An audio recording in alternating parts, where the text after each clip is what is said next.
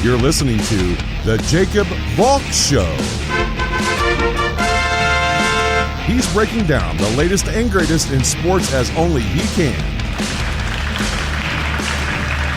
Follow him on Twitter at RealJacobValk.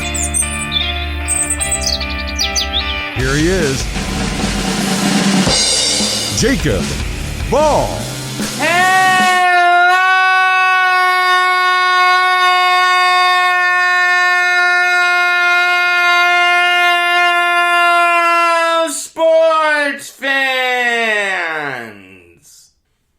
Welcome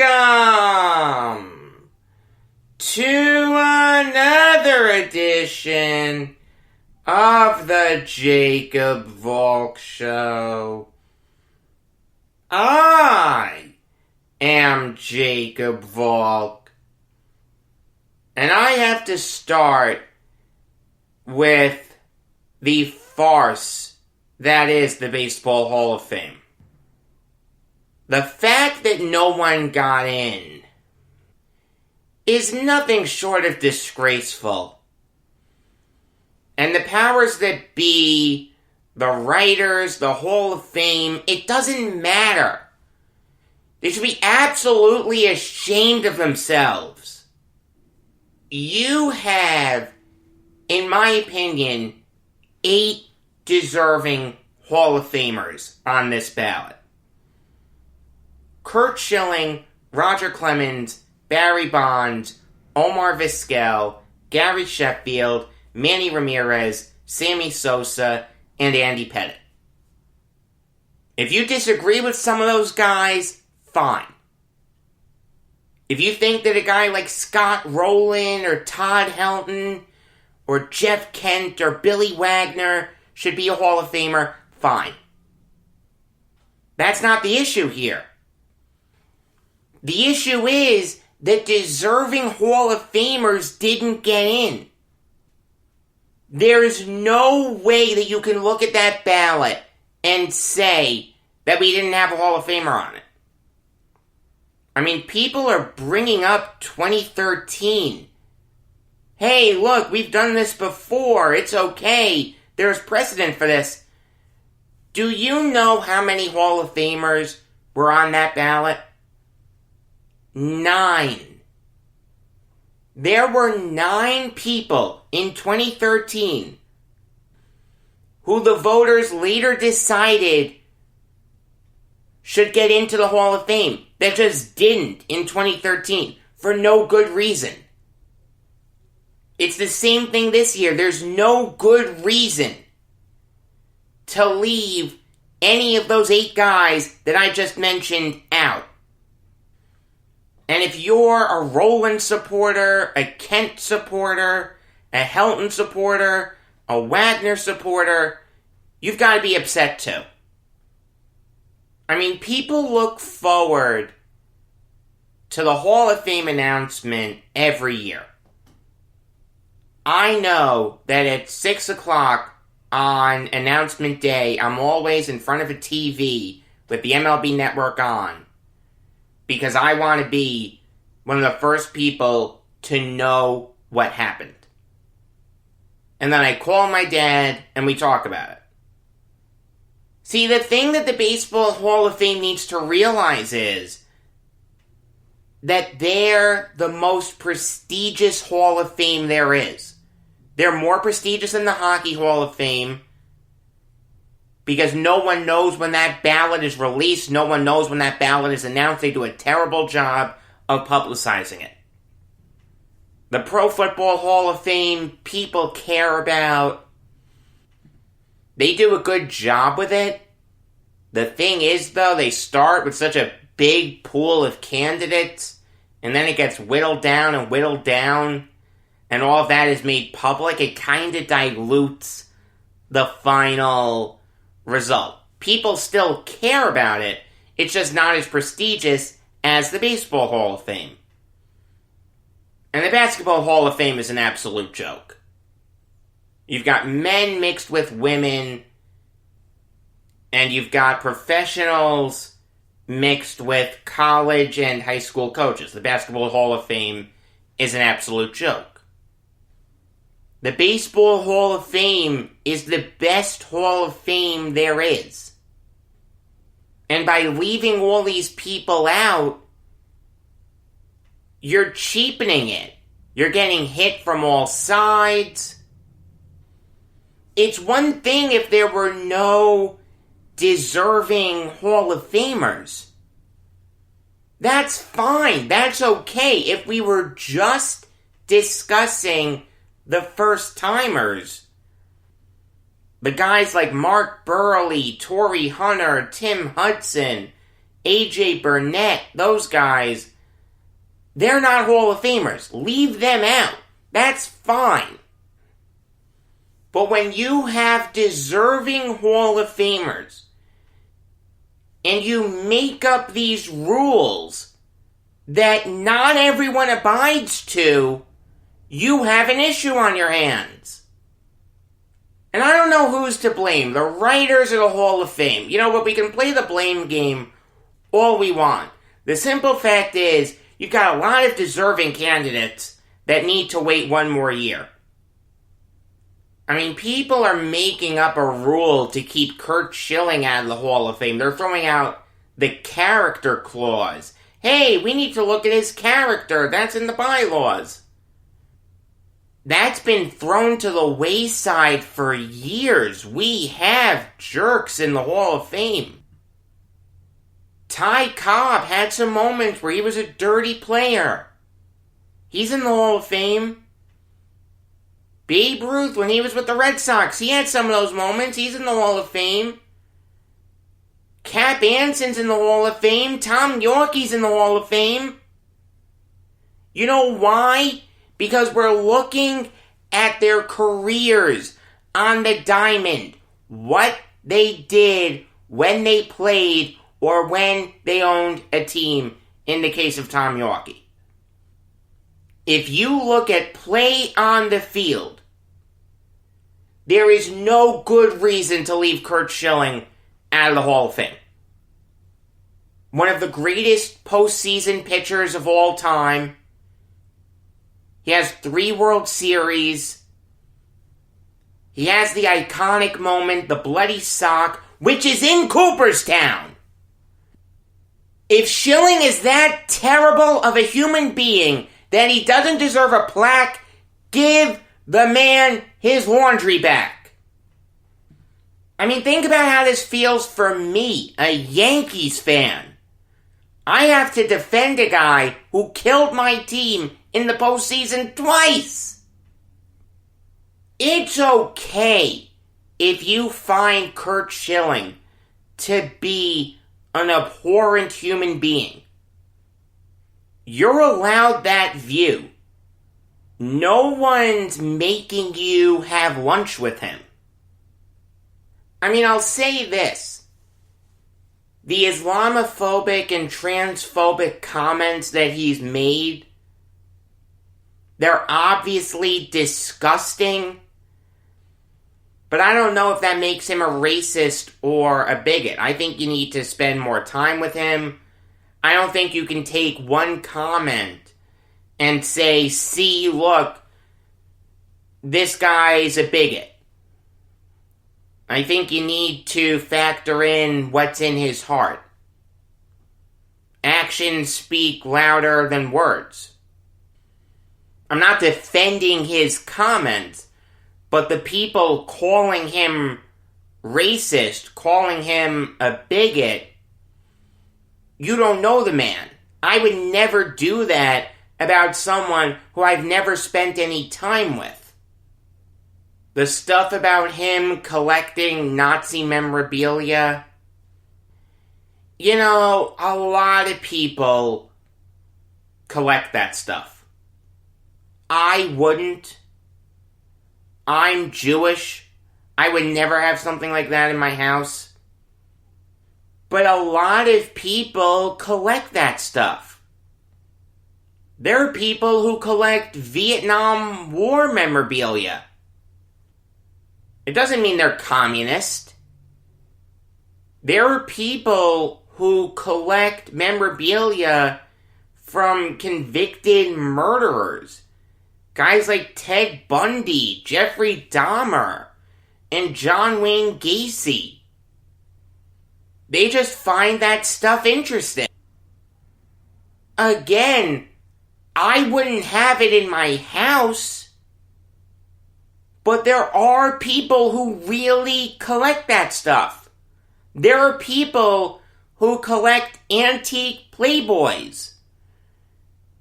It doesn't make them sexual deviants. And his comments about what happened at the Capitol building less than a month ago. Look, I vehemently disagree with him. I was outspoken in my criticism of what happened at the Capitol building. I think everyone who went inside the Capitol building should be prosecuted to the fullest extent of the law. Schilling supported that insurrection, coup, protest, riot, whatever word you want to use, it doesn't matter. I disagree with him. That doesn't make him not a Hall of Famer. Tell me where in the bylaws it says that you shouldn't vote for someone if you disagree with their political views. Happy Chandler, former Democrat governor of Kentucky, is in the Hall of Fame. Jim Bunning, former Republican senator, also from Kentucky. He's in the Hall of Fame. There is no good baseball reason to keep Curt Schilling out of the Hall of Fame. Then you know what? If that's your point, if Curt Schilling doesn't deserve to be a Hall of Famer because he said these things, let's flesh it out even further. Let's verify that all the people who are going to appear on next year's Hall of Fame ballot never said anything like that. Let's do a deep dive on these people. Let's talk to their third grade teachers. Let's talk to their college roommates. If you're going to do it right. In fact, I'll even go a step further. If the Hall of Fame is a place where jerks shouldn't be in, that means that gentlemen should be in the Hall of Fame, right? That means that players who spent at least 10 years in baseball that were good clubhouse guys, didn't ruffle any feathers, just went out and did their job every day, great members of the community, those guys are automatically Hall of Famers. Oh wait, no they're not, because Nick Swisher didn't get a single vote. Dan Harron didn't get a single vote. There is a double standard with the Hall of Fame that the voters don't even know they have. And now you've compelled Schilling to make a statement saying that he doesn't want to be on the ballot anymore.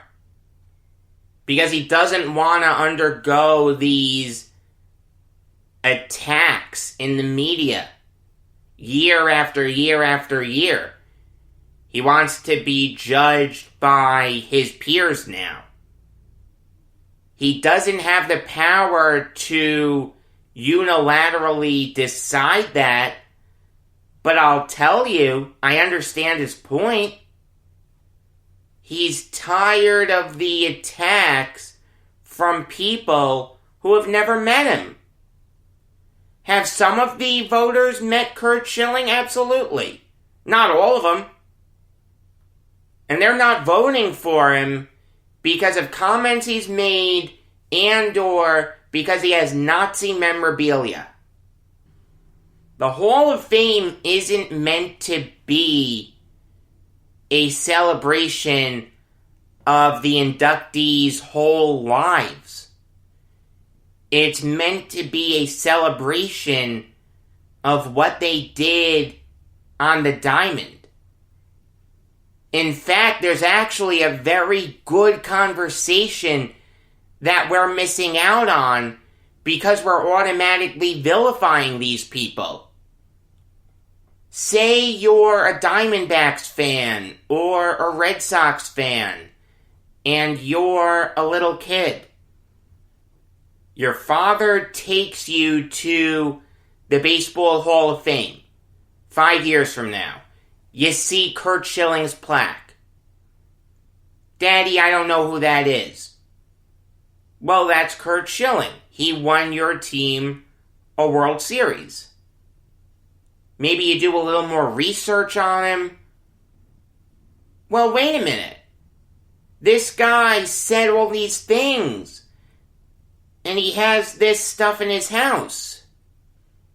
In that case, you can sit your child down and say, son, people are complicated.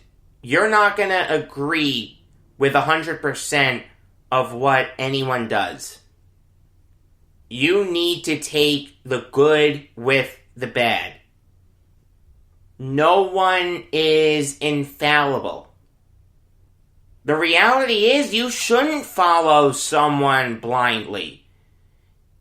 If you admired Curt Schilling as a little kid and you see his comments, you shouldn't automatically echo them. Look at them objectively. You can take the good with the bad. That's actually a very important thing to do in life. But because we're so quick to vilify people, we miss out on that. I mean, I gotta be honest with you.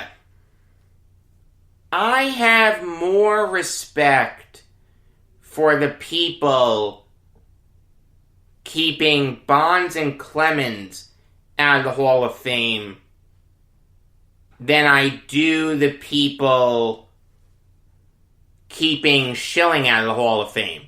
The people keeping Bonds and Clemens out are doing so because of baseball-related reasons.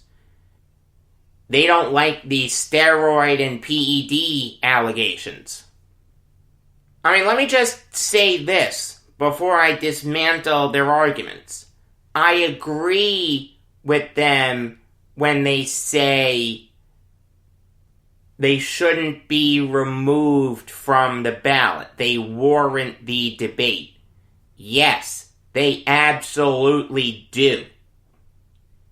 Everyone, Bonds, Clemens, Sosa, Palmeiro, McGuire, Manny, all those guys deserve to have their candidacies debated, not unilaterally decided by a selection committee that they don't deserve to be on the ballot.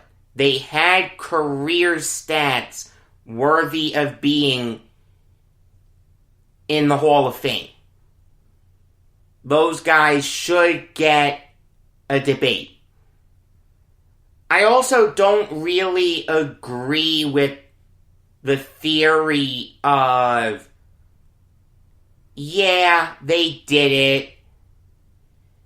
It's a bad look for them, but that doesn't disqualify them. I mean, I get their point, but that opens up a very slippery slope. How do you adjudicate that?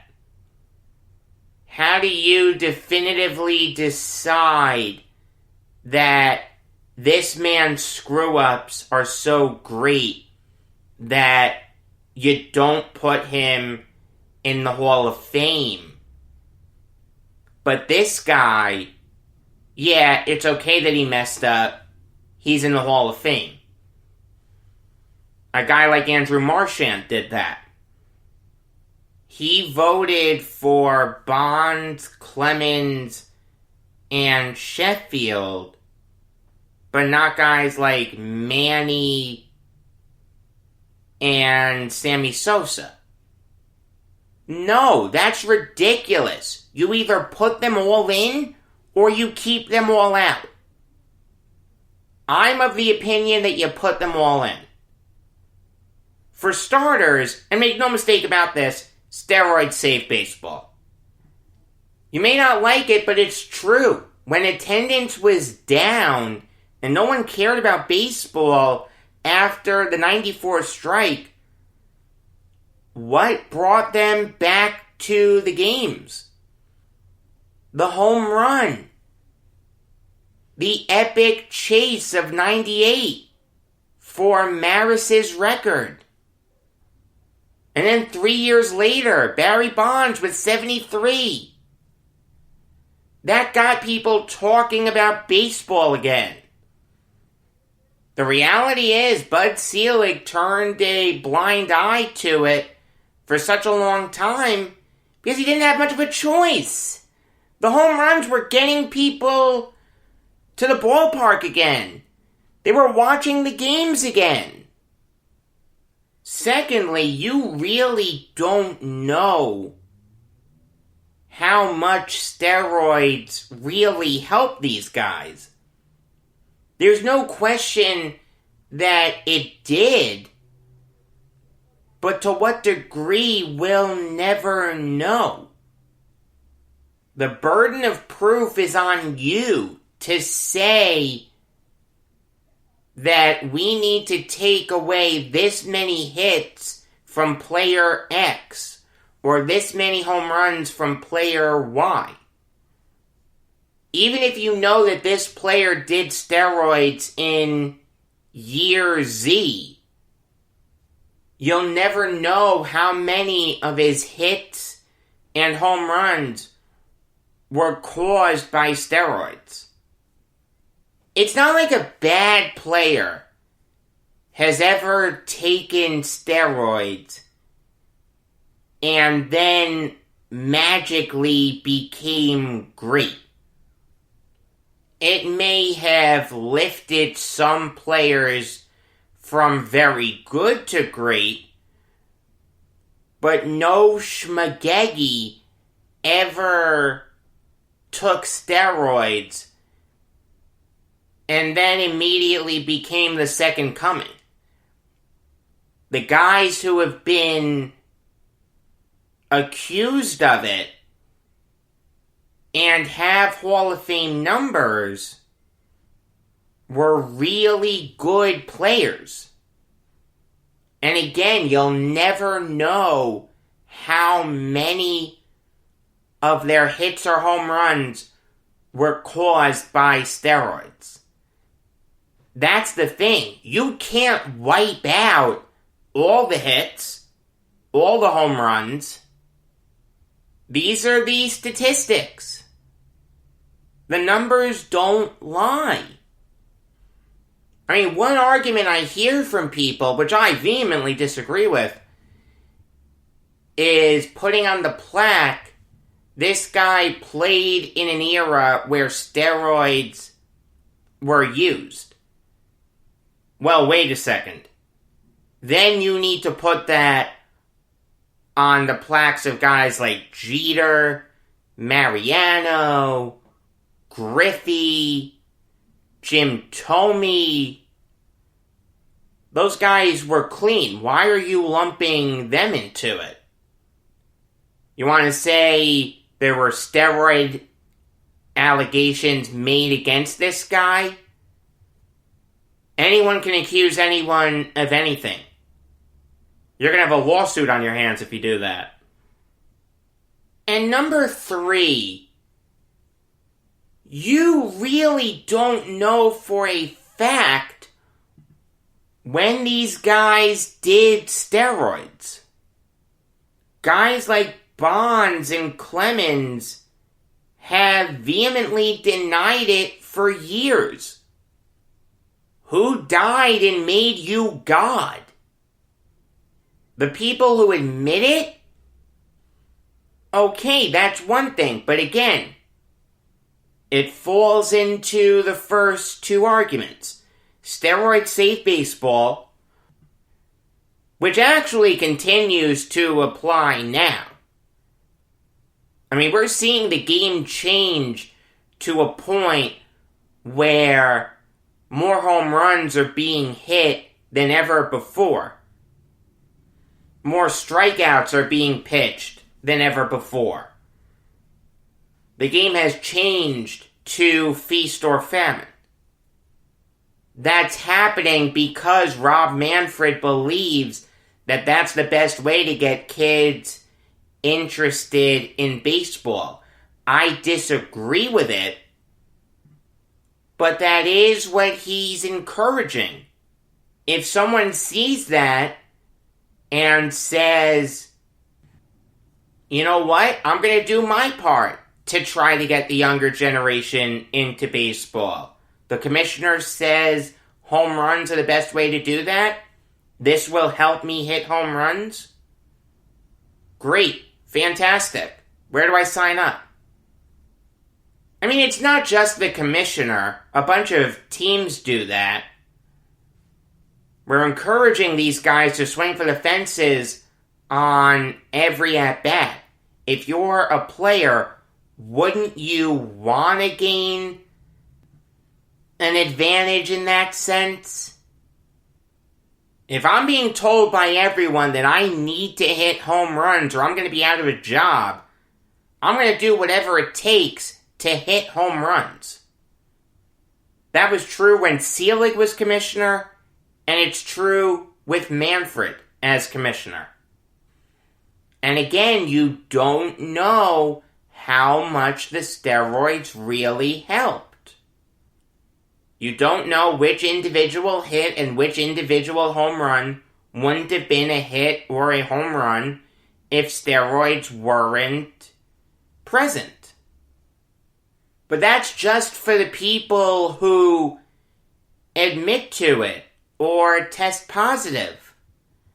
The people who deny it, and you really don't have any clear-cut proof that they did it, put them in. You're not judge, jury, and executioner. You're a baseball writer. And just one other thing on the steroids. Guys like Bonds and Clemens are really the only guys with a chance out of everyone that was on this past ballot that have ties to steroids of getting in.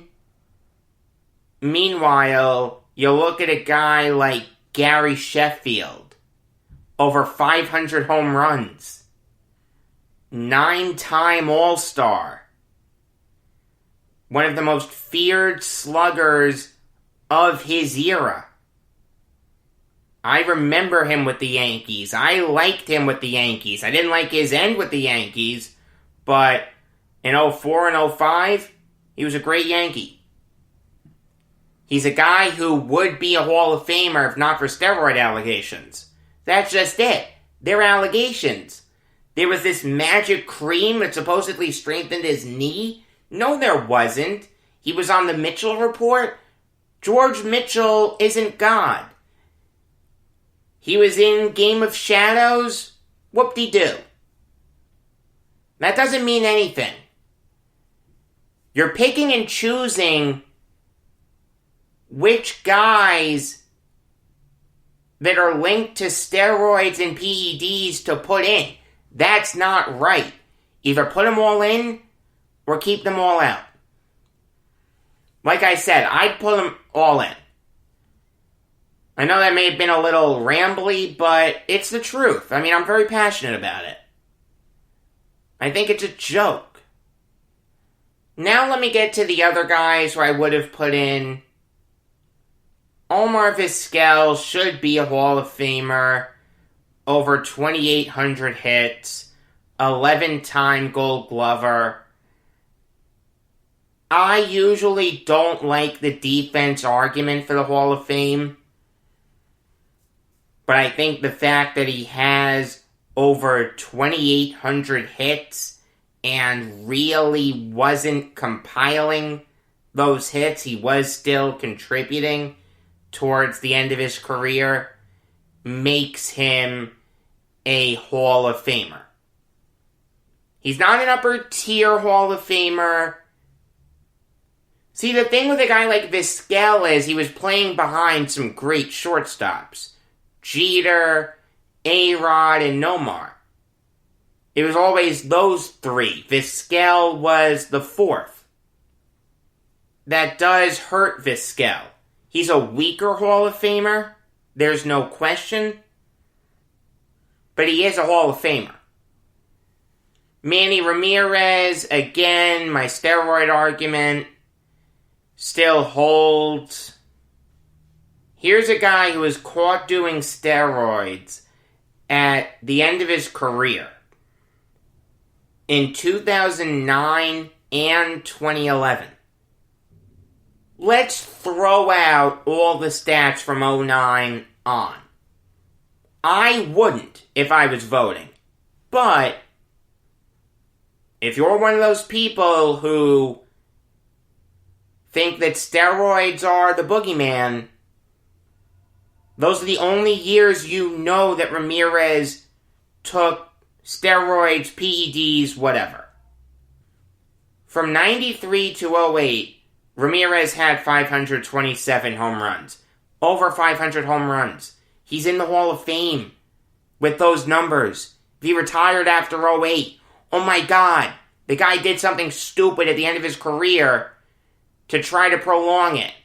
That doesn't mean he's not a Hall of Famer. No one ever accused Manny of being the most intelligent person on a baseball field. There's a reason that Manny being Manny is a thing. This guy was a 12-time All-Star. 2004 World Series MVP. Yes, the Yankees fan is saying that Manny Ramirez should be in the Hall of Fame. And Andy Pettitte should too. The guy has 5 World Series, 256 wins, 2,448 strikeouts. I mean, Pettitte's one of the best postseason pitchers in baseball history. He has more postseason wins than anyone, 19. Maybe I'm biased because I saw him with the Yankees, loved him with the Yankees. He's one of the greatest players in Yankees history. He's a Hall of Famer. I want to talk about the guys who took a big jump from last year to this year now. And I don't think these guys are Hall of Famers. Those are Scott Rowland, Billy Wagner, Todd Helton, Andrew Jones, and Jeff Kent. Rowland jumped up over 17%. There's no question that down the line, he's going to be a Hall of Famer. I just don't think he should be. This guy just has 2,000 hits, 300 home runs, and wasn't even the best third baseman in the National League in his era. That was Chipper Jones. The 8 Gold Gloves help him, there's no question, but it doesn't push him over the edge for me. He just doesn't have the Hall of Fame numbers. He doesn't have any of those big numbers that I like to see that would get him in with defense. No. There's no way that Scott Rowland should be in the Hall of Fame. There's no way that Billy Wagner should be in the Hall of Fame, even though he jumped up almost 15%. There was no year in baseball that Billy Wagner was ever the best closer in the game. He was playing behind guys like Mariano, Trevor Hoffman, Joe Nathan, Jonathan Papelbon, K-Rod, All those guys were better than Billy Wagner. For a closer to get into the Hall of Fame, he needs to be insanely dominant. Billy Wagner was not insanely dominant. No, I vehemently disagree with putting Wagner in the Hall of Fame. Todd Helton was helped too much by Coors Field for me to put him in, even though he jumped up over 15%. You look at the home road splits, they're just too stark. There was a time when I thought Helton was a Hall of Famer.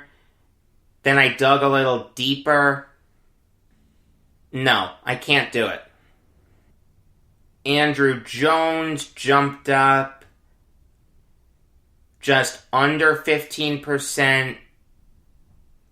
My father actually thinks he should be in the Hall of Fame.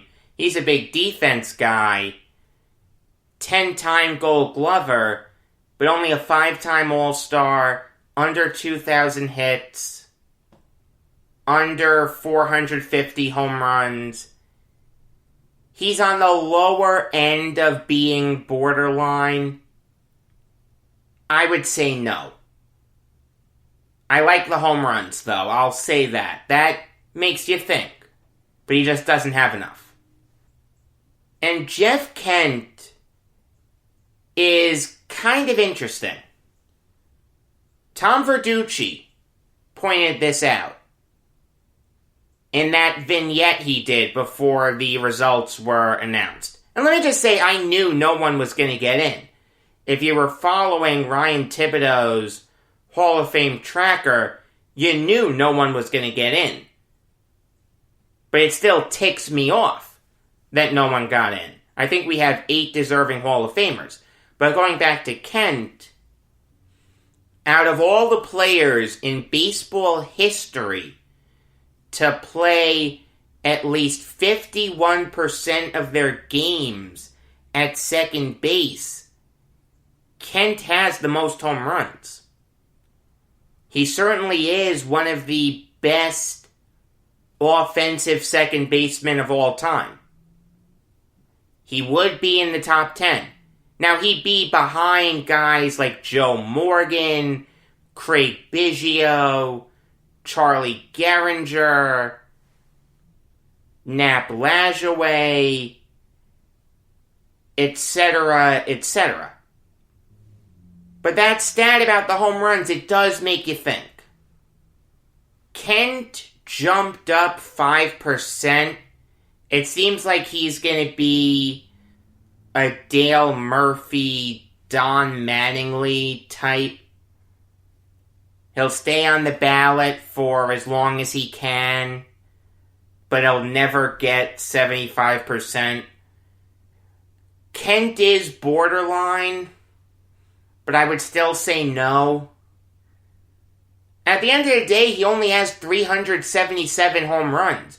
Okay, he has more home runs than any primary second baseman. That still doesn't mean you put him in based on home runs. I don't like that argument that much. Under 2,500 hits, wasn't a good fielder. He has an MVP, which I like. Only a 5-time All-Star, though. No World Series. No, Kent just doesn't have enough. But I'll say this. Next year, it's going to be very interesting. Joining all those guys I just mentioned, and Bobby Abreu, Mark Burley, Torrey Hunter, and Tim Hudson, who somehow survived elimination, there are 4 interesting first-timers next year. Jimmy Rollins, who will get some votes, but I would say no. Mark Teixeira, who will get some votes. The Sabermetrics guys love him. He was my favorite Yankee at one point, but I can't put him in. He just got hurt too much at the end of his career. No pun intended, but that hurts his candidacy too much. And then the big ones. David Ortiz and Alex Rodriguez. I mean, the thing with Ortiz is there's that weird alleged positive test he had in '03 that everyone's thrown cold water on. But wait a minute, if he gets in with an allegation, why haven't guys like Bonds and Clemens gotten in? See, here's the thing. The second one guy with a steroid allegation gets in, it opens the floodgates. Bonds, Clemens, Ortiz, Sheffield, A-Rod, all those guys get in. And then maybe a little later, guys like McGuire and Palmeiro. And Sosa. Even though Sosa should be in that first group, he won't be. But A-Rod is interesting. Here's a guy who, yes, admitted to using steroids. He only did it with the Rangers, though, as far as we know. At the end of the day, we have allegations about him using steroids with the Yankees. All it is allegations. Again, you're not judge, jury, and executioner. Moreover, if you exclude what A-Rod did with the Rangers, he's still a Hall of Famer. He has over 2,500 hits. He has a World Series, 2 MVPs, still one of the best infielders of his era, over 500 home runs. There's no good reason to leave A-Rod out of the Hall of Fame. Was there a time in my life where I didn't like A-Rod? Yes. A-Rod was an infuriating player to root for as a Yankees fan.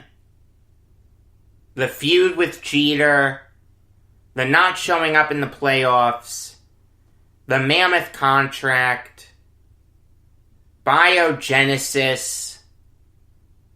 Yeah, it was tough. But you know what? A-Rod's a Hall of Famer.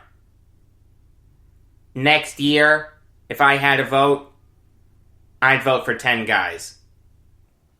Alright, now on to some other MLB news. One of the biggest remaining free agent dominoes have fallen.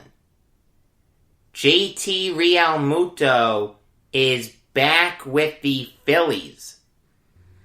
He signed a 5-year deal worth $115.5 million. That is $23.1 million a year.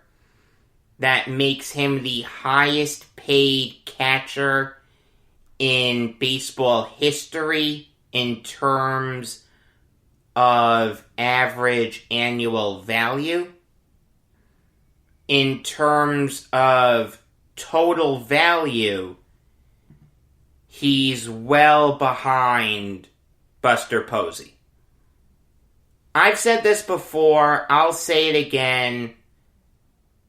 I think JT Realmuto is the best catcher in baseball. Consistently hits .270, 20 homers, 70 RBIs. Very durable for a catcher. Usually plays in about 130 games a season. He's an excellent fielder. He shares a birthday with me. What more can you want from a player? I mean, I'll say this. It's a great move for the Phillies. There's no question about that. But the real losers here are the Mets. And the reason I'm saying that is because there are a lot of Mets fans that are upset with the team. They look at the offseason so far as being underwhelming. Yes, great trade for Francisco Lindor and Carlos Carrasco. Everyone loves that trade for now. Lindor does need to re-sign, but I really think he will. But you look at some of the other moves. Trevor May is a solid reliever, but you really can't get too excited about him as a Mets fan. It was a good move, but it's not something you can hang your hat on. And instead of waiting for Real Muto, poaching him from a division rival, topping this contract, which would have been very easy for Steve Cohen to top, the Mets didn't wait. They signed James McCann. James McCann is a good catcher, but he's not as good as Real Muto. I really thought going into this offseason that the Mets were going to get Real Muto. I mean, you've got a lot of people upset with the Mets right now. They missed out on George Springer. They missed out on Brad Hand. They're linked now to Jackie Bradley Jr. That's according to John Heyman. Jackie Bradley Jr. is no better than Michael Conforto. He's no better than Brandon Nimmo. He's no better than Dominic Smith. The only way Bradley makes sense for the Mets is as a late-inning defensive replacement / pinch runner. And you're also hearing that they made an offer to Trevor Bauer, who would be a nightmare in New York. Please, please, please get him to a small market team. I don't care how you do it. Here's a crazy idea. Instead of being linked to Bradley and Bauer, sign Real Muto, the best catcher in baseball. You just saw the Yankees have a patient approach to their offseason. What did they do? They brought back DJ LeMahieu at an incredibly reasonable rate. They signed Corey Kluber. They traded for Jameson Taillon. They got rid of Adam Ottavino, and they just brought in Darren O'Day. I'll get into that in a minute. There's nothing wrong with being patient. I understand why Mets fans are upset right now. Cohen comes in and says, we're going to spend all this money, we're going to treat this team like a big market team. And it is a big market team, make no mistake about that. But besides the Lindor and Carrasco trade, it's been an underwhelming offseason. The Mets needed more than just that one trade. They really needed Real Muto. The fact that he signed back with the Phillies and the Mets are going to have to face him a bunch, that's a bad look for him. Alright, now I'll talk about Darren O'Day. You remember on Monday when I said I wasn't crazy about the Ottavino trade because the Yankees cleared up all this money and didn't do anything right away? I knew that was me being jaded. I really did, and I said that on Monday that I was being jaded. I didn't think they were gonna sit on their hands and do nothing.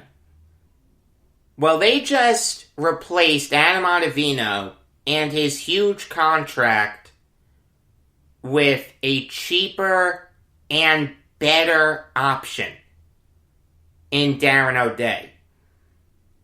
Here's a guy who last year for the Braves was insane. went 4-0 with a 1.1 ERA in 19 games. The year before that, he was hurt. Only pitched in 8 games, had a 1.69 ERA. The year before that, his last in Baltimore, he had a 3.6 ERA. He never had an ERA over 3.8 in his 7 years with the Orioles. He made an all-star team with the Orioles. He knows how to pitch in the AL East, and he's a fun pitcher to watch. I like watching those Submariners go.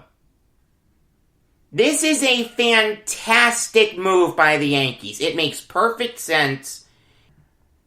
It fortifies their bullpen. Now you've got Chapman, Britton, Green, and O'Day to go along with whoever you want in the back end.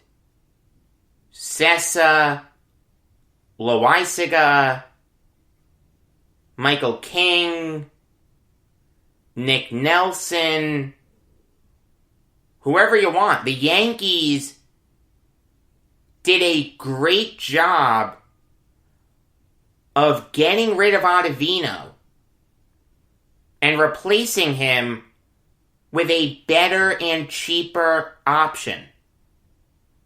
The Yankees haven't had a flashy offseason, but they've had a good offseason. In fact, don't look now, but they may be pennant favorites. The Astros got worse. The Rays got a lot worse. The Indians got a lot worse. The Yankees are better than the Blue Jays. They're better than the Twins. They're better than the Athletics. They're better than the Angels. I know I've said this before, but I really think the Yankees are going to win the pennant. Speaking of the Blue Jays, they did make a very good move. They signed Marcus Semien to a 1-year deal worth $18 million. He's going to play second base for the Blue Jays. Biggio is going to slide over to third. Vlad Guerrero's going to play first, and Rowdy Tellez will be the designated hitter. But this is a really good move for the Blue Jays. Should they have gone after pitching more? The answer is yes. There's no question about that. But the Blue Jays are trying to show that they're legitimate players in free agency. Obviously, they just signed Springer, and adding Semien, a guy who in 2019 played every game for the Athletics, was third place in MVP voting, hit .285 with 33 homers and 92 RBIs, and dominated in the ALDS over the Astros. That's a really good move for the Blue Jays. I don't care that he had a bad regular season last year. There's no question that Semien can bounce back. And if he doesn't, it's a 1-year deal. This is a prove-it deal. Semien's going to be motivated. I think he's going to have a really good season for the Blue Jays. It's a great move for him. They will make the playoffs. They won't get past the Yankees, but they'll be a really good team. Moving on now to the Twins signing Andrelton Simmons to a 1-year deal worth $10.5 million. And this is a really, really good move. This is better than the Semien move. I've always thought that Simmons is one of the most underrated players in baseball.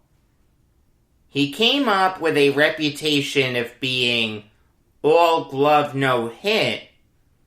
Meanwhile, he has a career .269 average in the majors. Last year for the Angels, he hit .297. The year before that, .264. I'll take that. That's not bad. No one's going to be mistaking Simmons for Derek Jeter anytime soon. But you can put Simmons out there every day, and he won't embarrass himself offensively. Obviously, he's great defensively. With this move, I'd expect Polanco to move over to second base and Luis Arraez to go to left field because Eddie Rosario is a free agent. This move makes a ton of sense for the Twins. They just got a lot better defensively. They did a good job of replacing Rosario here in a sorta, kinda, pseudo way. I'm not sure what they're gonna do at DH, with Cruz being a free agent. Maybe they'll put a guy like Mitch Garver or Ryan Jeffers there. But this is a really good move for the Twins. It makes perfect sense. Like I said, they're not better than the Yankees, but it makes a ton of sense. Moving on now to the Indians, bringing back Cesar Hernandez for 1 year at $5 million. And this makes a ton of sense. Hernandez had a really good year for the Indians last year. Hit .283 with 3 homers, 20 RBIs. Led the American League in doubles with 20. Won a Gold Glove at second base. Actually played well in the 2 wildcard games against the Yankees. The Indians had to bring back someone. They've gotten rid of everyone. Clevenger, Lindor, Carrasco, Brad Hand. Bringing back Hernandez makes a ton of sense. The Indians will still be bad, but Hernandez will help them. Moving on now to the Orioles, signing Freddie Galvis to a 1-year deal worth $1.5 million. And Galvis makes sense for the Orioles as a potential buy low, bounce back candidate. Last year, he hit just .220 with 7 homers and 16 RBIs. The year before, partially playing in the American League East, he hit .260 with 23 home runs and 70 RBIs. So it's possible that Galvis returns to that form. And the Orioles needed help on the left side of the infield. Andrew Velasquez is now a Yankee, and Rio Ruiz is absolutely useless. I wouldn't bet the rent on Galvis bouncing back to 2019 form. I've never been crazy about him, even when he was a Philly. I just never thought he was that good, but for $1.5 million, it's a solid risk. I don't mind it. The last story to talk about is the Tigers signing Wilson Ramos to a 1-year deal worth $2 million, meaning that the Mets and Tigers traded catchers. Kind of interesting how things like that work out. There's no question that the Mets won that swap. James McCann is better than Wilson Ramos, but Ramos is no slouch. Last year he hit .239 with 5 homers and 15 RBIs. The year before, he played in 141 games, hit .288 with 14 homers and 73 RBIs.